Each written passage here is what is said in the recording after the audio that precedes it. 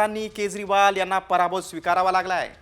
भाजपचे उमेदवार परवेश वर्मा यांनी केजरीवालांना धूळ चारली। आम आदमी पक्षाचा हुकमी एक्का असणाऱ्या केजरीवालांच्या पराभवानं पक्षाला मोठा धक्का बसलाय। यापूर्वी 3 वेळा आपची दिल्लीमध्ये सत्ता होती आणि आता आपला हा मोठा धक्का आहे। खुद्द केजरीवाल हेच पराभूत झालेले आहेत।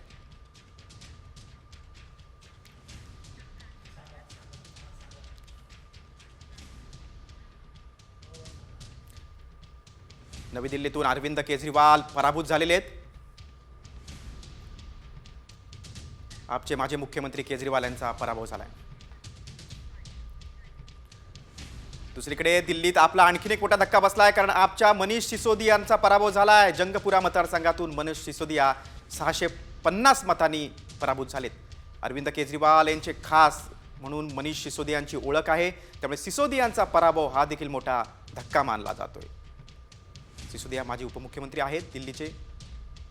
जंगपुरातून सिसोदिया पराभूत झालेले आहेत।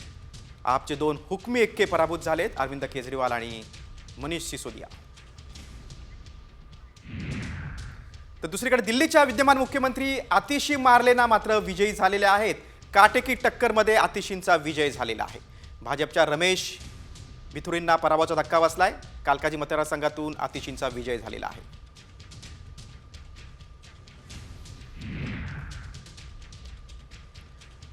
बघा, आपचे दिग्गज पराभूत आहेत, आपला मोठा धक्का आहे। अरविंद केजरीवाल पराभूत आहेत, आतिशी मार्लेना मात्र विजयी झालेले आहेत, मात्र मनीष सिसोदिया देखील पराभूत झालेले आहेत। काही महिन्यांपूर्वीच आतिशी मार्लेंची मुख्यमंत्रीपदी नियुक्ती झाली होती, त्यांनी मात्र आपली जागा राखलेली आहे। दिल्लीत मोठा उलटफेर झालेला आहे। भाजपला बहुमत मिळालेले आहे। दिल्लीत तब्बल 27 वर्षानंतर भाजपचं कमळ फुललंय।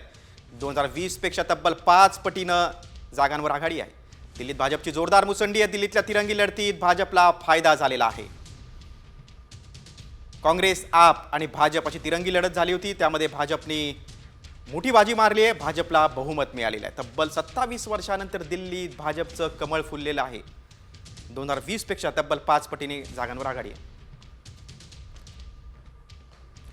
बघा, दिल्लीमध्ये एकूण जागा आहेत विधानसभेच्या 70, त्यामध्ये भाजपला तब्बल 47 जागा मिळाल्यात। काँग्रेसला भोपळाही फोडता आला नाही, तर आपच्या वाट्याला 23 जागा आल्यात। आपची सत्ता गेली।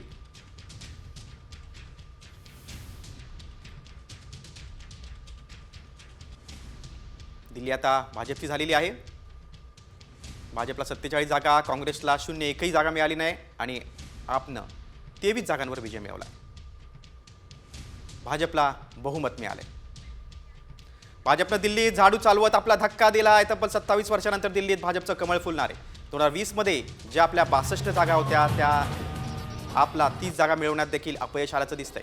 तर भाजप 2020 पेक्षा तब्बल 5 पटीनं आघाडीवर आहे। भाजपची जवळजवळ आता 3 दशकानंतर सत्ता येणार आहे। आपच्या 12 वर्षाच्या सत्तेला सुरुंग लागला आहे, कारण 3 वेळा सत्ता होती आपची। सलग 3 निवडणुकी मात्र भाजपला भोपळाही फोडता आला नाही, एकही जागेवर विजय मिळवता आला नाही। त्याचा आता काँग्रेसनं आत्मपरीक्षण करणार।